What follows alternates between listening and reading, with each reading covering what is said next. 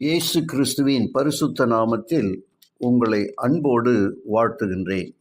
இன்றைய வார்த்தை, காலத்தை ஆதாயப்படுத்து என்ற தலைப்பின் கீழாக, செய்யும்படி உன் கைக்கு நேரிடுகிறது எதுவோ அதை உன் பலத்தோடு செய். போகிற பாதாளத்திலே செய்கையும் வித்தையும் அறிவும் ஞானமும் இல்லையே. பிரசங்கி 9:10. நாம் வாழ்கின்ற உலகம் ஒரு வித்தியாசமான உலகம். பலர் சொகுசாக வாழ்கின்றனர், பலர் அன்றாட உணவுக்கே துன்பப்படுகின்றனர்.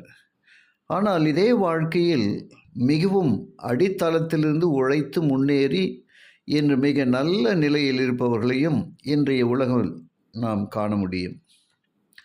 படிப்பில் வகுப்பிலே தேர முடியாத ஒரு மாணவனை பெற்றோர் நீ இனி படிக்க வேண்டாம் என நிறுத்திவிட்டு அவர்கள் செய்யும் தொழிலில் கவனம் செலுத்த சொன்னதை மறுத்து வீட்டை விட்டு வெளியேறிய அந்த மாணவன் வாழ்வில் முன்னேறியே தீர வேண்டும் என்று ஒரு சிறு வியாபாரத்தை தொடங்கினான்.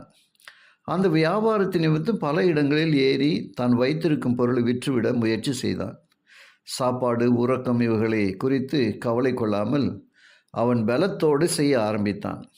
அவரது தாய் ஒரு கிறிஸ்துவ பெண்மணி தன் மகனுக்காக அன்றாடம் செபித்தார். அவன் எடுத்துக்கொள்ளும் முயற்சியில் வெற்றி தர வேண்டுமே என்று ஊக்கமாக செபிப்பார். கடைகடையாக ஏறி இறங்கி தன் பொருளை விற்று வந்த அவர் படிப்படியாக முன்னேறினார். அந்த வியாபாரத்தில் பொருளை அவரே சொந்தமாக தயாரிக்க ஆரம்பித்தார். வியாபாரம் விருத்தி அடைந்தது. விடாமுயற்சியாக அவர் அவரது கைக்கு நேரிட்டதை செய்தார். விடாமுயற்சியாக அவரது தாயார் ஆண்டவரிடம் மன்றாடினார். இன்று அவர் ஒரு பெரிய தொழிலதிபராக மாறிவிட்டார். வெளியே செல்லும் போதெல்லாம் தன் தாயை பார்க்காமல் செல்ல மாட்டார். அந்த தாயும் அவர் வரும்போதெல்லாம் ஜெபம் செய்யாமல் அனுப்புவதில்லை. இவர் கடவுள் இல்லை என்று சொல்லி கொண்டிருப்பவராக இருந்தார். அந்த தாய் அவரிடம் சொல்வதெல்லாம், மகனே, செய்யும்படி உன் கைக்கு நேரிடுகிறது எதுவோ அதை உன் பலத்தோடு செய். ஆண்டவர் இயேசு உன்னை ஆசீர்வதிப்பார். நாமும் ஆண்டவரின் திருநாமத்தை எப்போதும் உச்சரித்து காலத்தை ஆதாயப்படுத்தி வாழ்வோமா? ஜெபிப்போம். கிருபையுள்ள நல்ல பிதாவே, உமக்கு நன்றி சொல்கிறப்பா. இந்த நாளிலும் கூட நம்முடைய வார்த்தையின் வழியாக நீர் எங்களோடு பேசின தயவுக்காக ஸ்தோத்திரம்.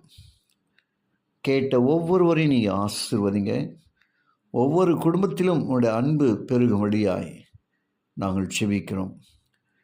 கேட்ட ஒவ்வொருவரையும் இயேசுவின் நாமத்தில் நீர் ஆசீர்வதிக்கும்படி நாங்கள் செபிக்கிறோம். இயேசுவின் வழியாய் வேண்டுகிறோம் நல்ல பிதாவே. ஆமென்.